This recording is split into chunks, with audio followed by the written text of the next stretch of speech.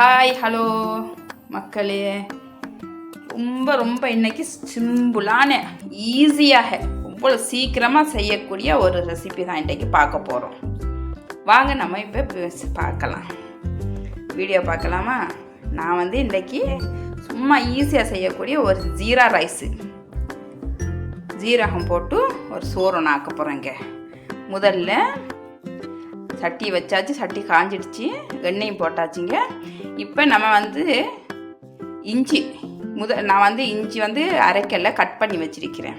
இஞ்சி பூண்டு இதெல்லாம் போட்டு முதல்ல போட்டுக்கொள்ளணும். அதுக்கப்புறமா இது ஜீரகம் கொஞ்சம் அதிகமாக தான் எடுத்துக்கொள்ளணும். ஏன்னு சொன்னால் இது ஜீரா ரைஸ்ன்னு சொல்கிறேன்ல, அதனால் ஜீரகம் கொஞ்சம் அதிகமாக தான் எடுத்துக்கொள்ளணும். ஜீரகத்துக்கு அப்புறமா இது பயறு பச்சை பயிறு இருக்கு இல்லையா, அது தோல் எடுத்த பயிறு கொஞ்சம், இது கடலைப்பருப்பு கூட போட்டுக்கொள்ளணும். கடலைப்பருப்பும் கொஞ்சமாக போட்டு இதெல்லாம் நல்லா முருவணும். முருவினதுக்கு அப்புறமா இதுக்கப்புறமா நம்ம மிளகா, பச்சை மிளகா, கொஞ்சம் காரத்துக்கு பச்சை மிளகா எடுத்துக்கொள்ளணும். அதோடைய வெங்காயத்தையும் போட்டுக்கொள்ளணும். வெங்காயம் ரொம்ப நேரம் வதக்கம் தேவையில்லை, அதுக்காக தான் நான் கடைசியில் போடுறேன். வெங்காயம் கொஞ்சம் பச்சையாக இருந்தாலும் பரவாயில்ல.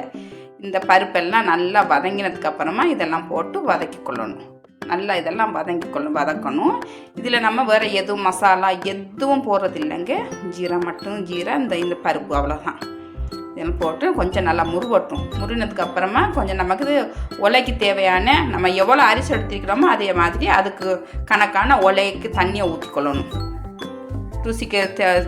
ருசிக்கு தேவையான உப்பையும் போட்டுக்கொள்ளணும், கணக்காக போட்டுக்கொள்ளணும். உப்பு பார்த்து உப்பையும் போட்டாச்சு. தண்ணி கொஞ்சம் கொதி வரட்டும், சும்மா லைட்டாக சூடாகினாலே போதும். நான் பாஸ்மதி ரைஸ் கழுவி ஊற வச்சு வச்சுருக்கிறேன். ஒரு 10 நிமிஷத்துக்கு முன்னாடியே நான் கழுவி ஊற வச்சுக்கிறேன். தண்ணி கொஞ்சம் சூடாகிட்டு பாருங்கள். இந்த டைமில் நான் அரிசை கொட்டிக்கொள்கிறேன். அரிசை கொட்டி புழுங்க விட வேண்டியதான். நல்லா இருக்குங்க, சும்மா ஈஸியாக செய்யக்கூடியது. டக்குன்னு நம்ம வீட்டில் இருக்கிறது எடுத்து வீட்டில் எப்பயும் இது டெய்லி இருக்கிற இது தான், அதை உடனே எடுத்து போட்டு செய்ய வேண்டியதான். நல்லா இருக்குங்க, அவ்வளோதான். இப்போ பாருங்க, நான் அரிசை நான் கொட்டிட்டேன் இல்லையா, இதை இப்போ நம்ம புழுங்க விட வேண்டியதான். கொஞ்சம் புழுங்க விட்டுட்டா சரி.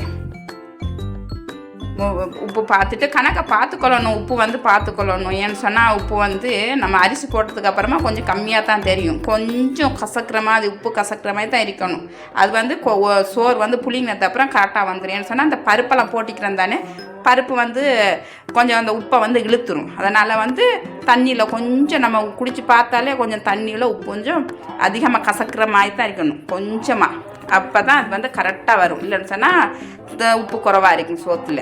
புளிங்கினதுக்கு அப்புறமா சோறு உப்பு கம்மியாகிடும். இப்போ கொஞ்சம் கலர் போட்டுக்கலாம். நான் க்ரீன் கலர் போட்டுக்கொள்கிறேன். இப்போ தேவையில்லை, ஏன்னா விரும்பினவங்க கலர் போட்டுக்கலாம். நான் கலர் கொஞ்சமாக ஊற்றிக்கொள்கிறேன். கொஞ்சமாக அந்த க்ரீன் கலரை நான் தண்ணியில் கலந்துட்டு அதுக்கப்புறம் ஊற்றி மூடியாச்சுப்பா. மூடி விட்டேன் பாருங்கள். புளிங்கிட்டு சோறும் பாருங்கள் எவ்வளோ அழகாக புளிங்கி வந்துடுச்சுன்னு. இதுக்கு தேவையான நான் சட்னி, தேங்காய் சட்னி தான் இதுக்கு காம்பினேஷன். தேங்காய் சட்னி செஞ்சுக்கொள்ளணும். நான் இதில் காட்டலை நான் தேங்காய் சட்னியை. இது தேங்காய் சட்னி செஞ்சுக்கிட்டு நல்லா அழகாக சோத்தோட வச்சு சாப்பிட வேண்டியதுதான்.